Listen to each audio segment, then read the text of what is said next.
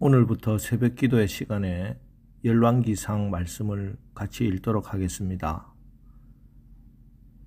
열왕기상 1장에서는 먼저 이제 나이가 많이 든 다윗의 모습을 기록하고 있습니다.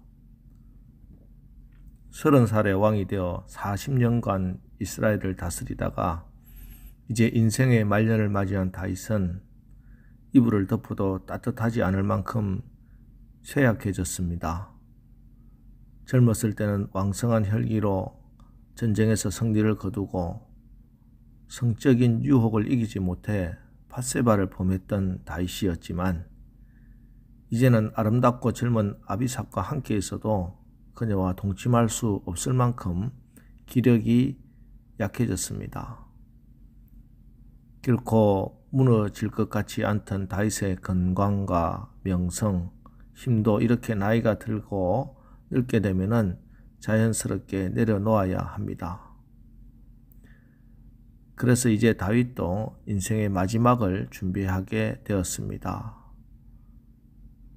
무엇보다 후계자를 세우는 일이 급선무였습니다. 그런데 다윗의 후계 구도가 꽤 복잡합니다. 많은 아들 중에 누가 왕이 될 것인가? 모든 이목이 집중되어 있었습니다. 그 중에 유력한 두 아들이 있었는데 한 사람은 아도니아였습니다. 6절 말씀을 보겠습니다. 그는 압살롬 다음에 태어난 자요 용모가 심히 준수한 자라. 그의 아버지가 네가 어찌하여 그리하였느냐고 하는 말로 한 번도 그를 섭섭하게 한 일이 없었더라. 용모도 매우 준수했고 성품도 아주 반듯한 사람이었습니다. 사람들의 마음을 불편하게 한 적이 없는 굉장히 뛰어난 인품을 가진 사람이었습니다. 그래서 많은 사람이 그를 지지했던 것 같습니다. 대표적으로 요압과 아비아달이 아도니아를 지지했고 그를 옹립하기 위해서 도왔습니다. 반면에 또 다른 유력한 왕의 후보가 바로 밧세바의 아들 솔로몬이었습니다. 솔로몬을 지지하는 사람들은 8절입니다. 제사장 사독과 여호야다의 아들 브나야와 선지자 나단과 시므이와 레이와 다윗의 용사들은 아도니아와 같이 하지 아니하였더라. 자, 여기 이 중에 눈에 띄는 두 사람은 제사장 사독과 선지자 나단입니다. 자, 이렇게 크게 두 그룹이 있었습니다. 사실 여기까지는 뭐 크게 문제가 되지 않죠. 왕의 후계를 이을 두 세력이 함께 건전한 경쟁을 하고 함께 세자로서 또는 그 이상으로서 어떤 사람이 그 다음을 이어야 될 것인가 건강하게 경쟁하는 거 전혀 문제가 되지 않습니다. 그러다가 다윗 왕이 후계자를 지명하면은 그에 따라서 형제 중 한 사람은 왕이 되고 또 한 사람은 이제는 신하로서 그 소임을 다해 새로운 왕을 잘 보필하면 됩니다. 그러나 선왕이 후계자를 지명하기 전에 스스로 나는 왕이다 이렇게 나서는 것은 반역이 됩니다. 자, 그런데 다윗 왕이 후계자를 지명하기도 전에 아도니아가 스스로 왕이라 이렇게 선포를 합니다. 5절입니다. 그때 핫깃의 아들 아도니아가 스스로 높여서 이르기를 내가 왕이 되리라 하고 자기를 위하여 병거와 기병과 호위병 50명을 준비하니 경거망동이라는 말이 있지요. 가볍게 들썩이고 망령되이 행동한다라는 뜻입니다. 이해가 되지 않는 것은 아도니아의 평소의 성품으로 볼 때 이렇게 경거망동할 사람이 아니라는 것입니다. 온건하고 평소에 다윗이 네가 어찌하여 그리하였느냐고 하는 말로 한 번도 다윗 왕을 섭섭하게 한 일이 없었던 아도니아가 어떻게 이렇게 경거망동을 했을까?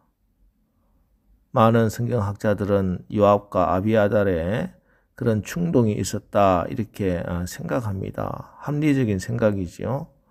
요압은 우리가 잘 알다시피 한 번도 다윗 왕의 심사를 헤아려 행동한 적이 없는 아나무인입니다. 물론 능력은 있었죠. 전쟁에서 요압을 상대할 사람이 없었고 그래서 다윗 왕도 함부로 하지 못했던 사람입니다. 그리고 아비아달은 다윗이 압살롬의 반란 때 피난길 갈 때 동행했던 두 제사장 중에 한 사람입니다. 왕이 가장 힘들 때 같이 한 공신이지요. 자, 그런데 이렇게 다윗의 오른팔 왼팔이라고 할 수 있는 요압과 아비아달이 아도니아를 찾아가서 이제 모든 게임은 끝났습니다. 당신이 왕입니다. 일어나서 선포만 하면 됩니다. 왕의 재간은 걱정하지 마십시오. 제가 다 책임지겠습니다. 이렇게 충동하고 부추겼어요. 이에 스스로 왕이 되리라고 선언해 버린 것입니다. 이것이 바로 경거망동입니다. 주변에 어떤 사람들이 자기를 왕이라 부추긴다 하더라도 다윗의 입에서 네가 이제 나를 이어 왕이 될 사람이다 말하지 않는 한 그는 움직이지 말았어야 했습니다. 그래야 자기의 생명도 보존하고 왕이 될 수 있었습니다. 하지만 그는 다윗의 재가가 나기 전에 사람에 의해서 사람의 그런 충동질에 의해서 움직인 미련한 사람, 경거망동한 사람이 되고 말았던 것입니다. 그럼 왜 사람들이 이렇게 경거망동하게 될까요? 그것은 바로 조급함 때문입니다. 잠깐만 참고 기다리면 되는 일도 서두르고 덤비기 때문에 그 일을 그르칠 때가 얼마나 많은지 모릅니다. 여러분, 조급하고 성급하면요, 다 망합니다. 특히 신앙생활은 더 그렇습니다. 그래서 우리 하나님이 우리를 훈련시키는데 가장 많이 훈련시키는 것이 바로 이 오래 참고 기다리는 훈련입니다. 특별히 지금 우리는 우리 주님을 기다리는 대림절 기간을 지나고 있습니다. 기다림은 하나님께 쓰임받을 수 있는 아주 귀한 성품입니다. 조건입니다. 여러분, 내가 너무 조급하게 생각하고 판단하고 행동함으로 하나님의 일을 그르치고 있지는 않습니까? 기다림이 하나님의 성품이라면 조급함은 사단의 성품입니다. 사도 바울은 이렇게 말합니다. 주 안에서 항상 기뻐하라. 내가 다시 말하노니 기뻐하라. 너희 관용을 모든 사람에게 알게 하라. 관용, 여유. 무슨 일을 만나든지 기뻐하고 평안한 모습으로 우리가 가지고 있는 이 여유를 보여줘라는 것입니다.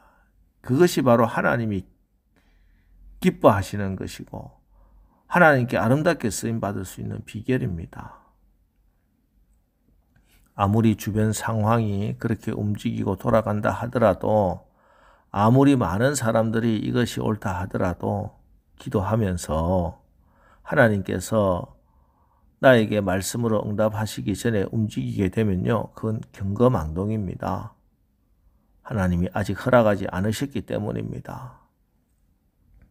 그래서 하나님의 응답, 하나님의 음성과 말씀을 받기 위해서 오늘도 우리가 이 새벽에 나와 하나님께 묻고 구하고 또 여쭈는 것 아니겠습니까?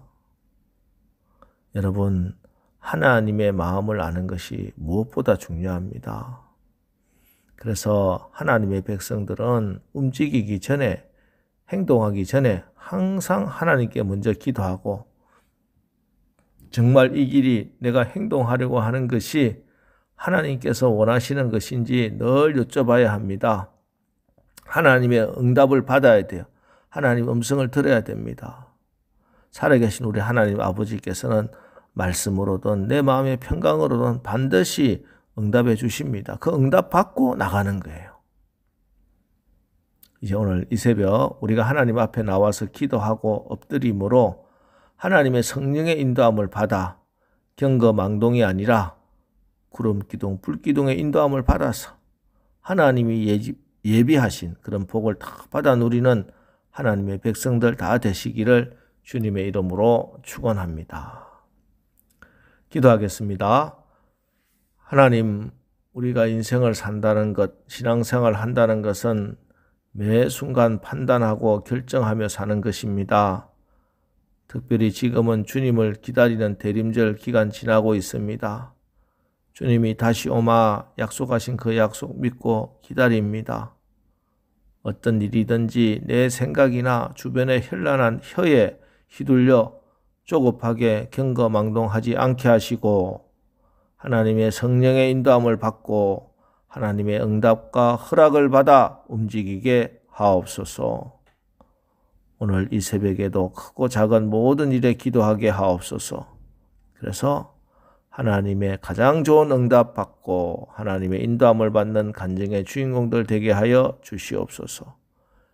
예수님의 이름으로 기도합니다. 아멘. 자, 이제 오늘 말씀을 붙들고 주여, 내가 주님을 기다리는 믿음을 가지게 하옵소서. 주님 오실 때 하나님 앞에 흠이 없는 자가 되게 하옵소서. 이 시간 우리 같이 합심해서 기도하고 나가겠습니다. 우리 기도하겠습니다.